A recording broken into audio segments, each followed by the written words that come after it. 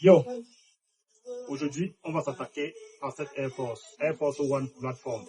Déjà, il faut connaître les caractéristiques d'une bonne Air Force. La principale caractéristique au niveau de la semelle. Pour connaître une bonne Air Force, votre ongle, vous posez légèrement à un angle de la semelle. La semelle en plastique, bien évidemment, pour les Air Force qui sont complètement en plastique. Vous pressez légèrement. Si vous ressentez la gomme tendre, légèrement tendre, pas beaucoup trop, pas souple, mais légèrement tendre, ok, elle est de bonne qualité.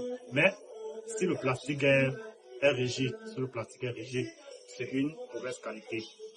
Si le vendeur parfois vous autorise, prenez la semelle de la Air Force, la semelle qui est en plastique, trouvez une surface rigide, un mur crépi, essayez de poncer un peu la Air Force. Si elle s'effrite, c'est de mauvaise qualité. Les bonnes semelles, généralement, ne bougent pas. Il faudrait une longue adhésion sur la surface pour que si vous commencez à remarquer que ça s'effrite. C'est valable aussi avec le papier vert. Vous pouvez aussi essayer avec le papier vert. Vous prenez un papier vert et poncez la semelle. Si elle s'effrite rapidement, c'est de mauvaise qualité. Pour une Air Force qui est originale, ça va prendre du temps à s'effriter. Généralement, ça ne va même pas bouger. Revenons à notre Air Force. Aujourd'hui, je parle de la plateforme, de la Air Force One plateforme. La caractéristique principale pour les plateformes One, c'est au niveau de la semelle. Ça a une double semelle. La première semelle est en plastique. La seconde semelle, c'est juste de la mousse. C'est rembourré de mousse. À l'arrière de la chaussure, il y a un rebondis d'air. Donc, vous allez voir qu'à l'arrière de la Nike, c'est un peu plus rebombé qu'à l'avant.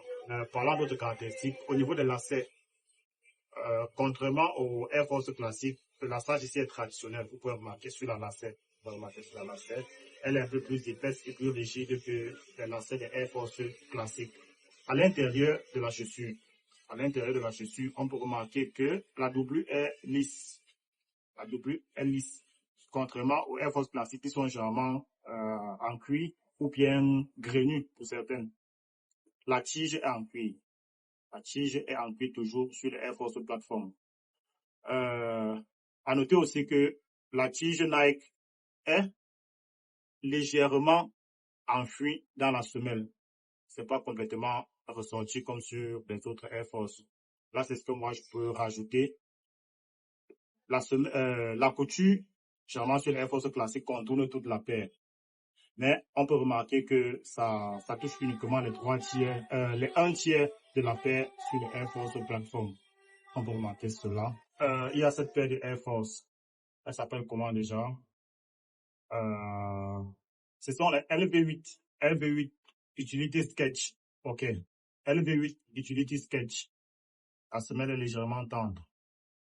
L'intérieur, c'est crénu en tissu. Donc, voilà, Air Force, bon, pas classique, mais bon, ça a la forme d'une classique. Voilà la couture qui contourne la paire. Voilà la couture qui contourne la paire. Contrairement à celle-là. Ok. Bon, c'était tout pour cette Air Force plateforme, cette Air Force One plateforme. C'était tout pour aujourd'hui. On se prend demain pour une nouvelle sneaker.